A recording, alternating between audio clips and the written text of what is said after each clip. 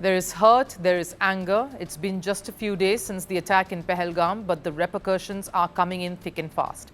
What's the one thing that's most dear to Pakistan? That is fighting to stay afloat in a country that has been hit hard by one crisis after another.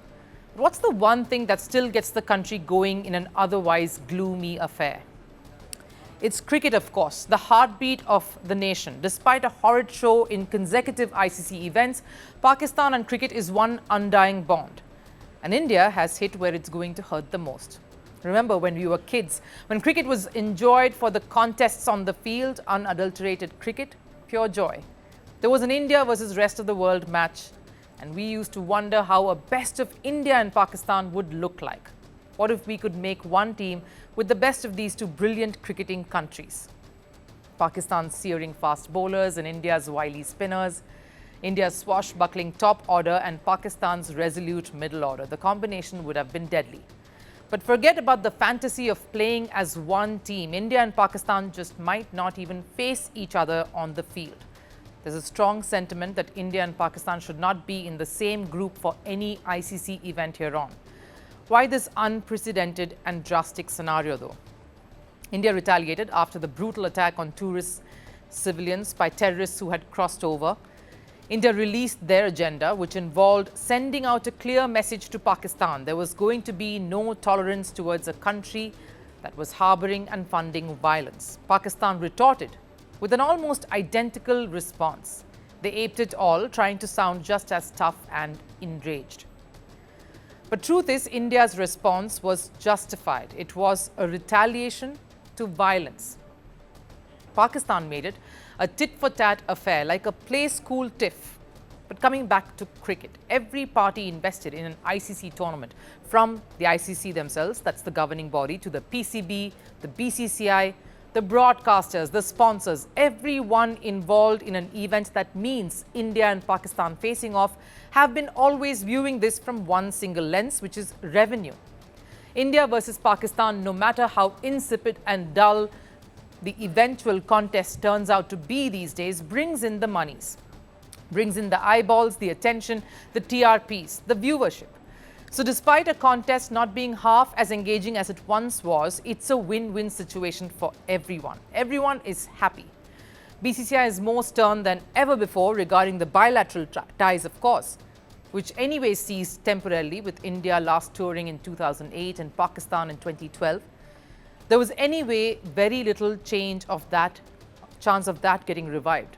And this attack shut the door firmly on that ever happening.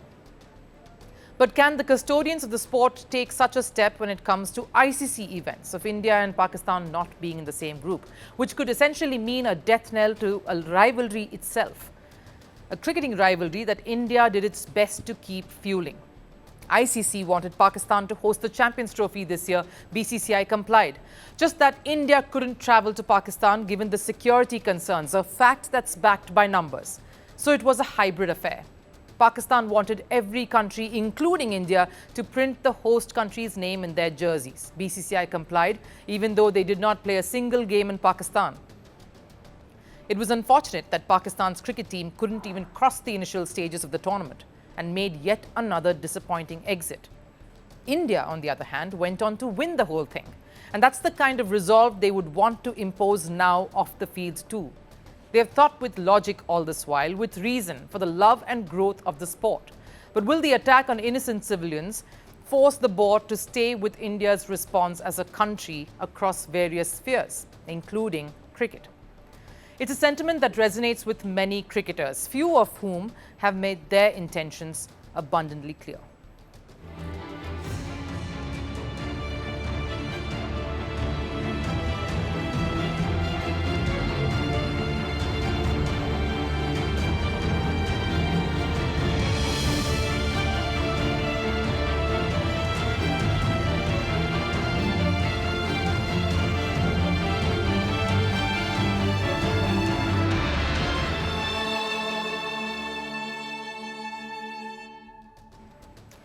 I want to pick out some lines out of this one. Why should we always be sporting when our people are dying?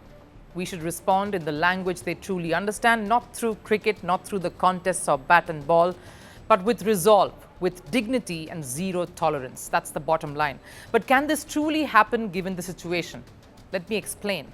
The Men's Asia Cup and the Women's World Cup are the two big ICC events lined up this year, both scheduled in a few months from now, in fact. Asia Cup in September and Women's World Cup in October.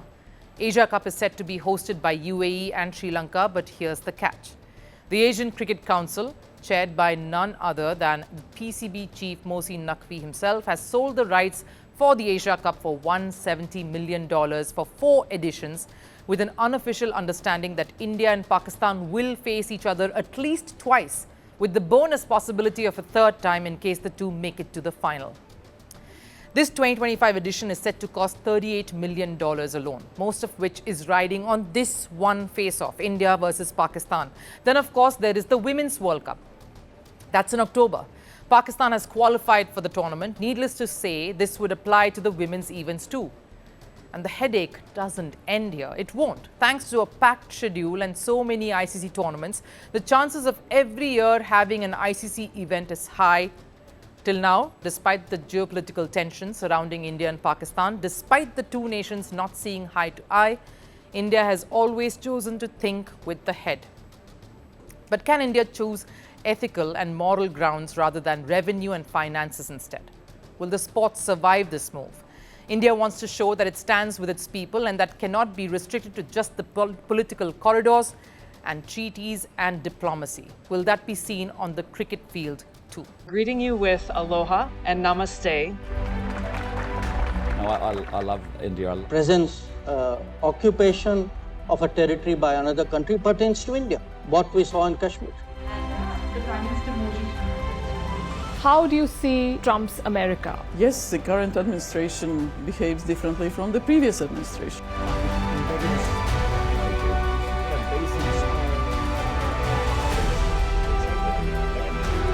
Are you saying that there are foreign powers who are trying to bring down the current government in Syria? Exactly. Iran, maybe Russia too. Prime Minister Modi committed to South-South, cooperation. Not over 50%. Is Ukraine prepared to pay the price for that peace? No compromises at the cost of territorial integrity and sovereignty.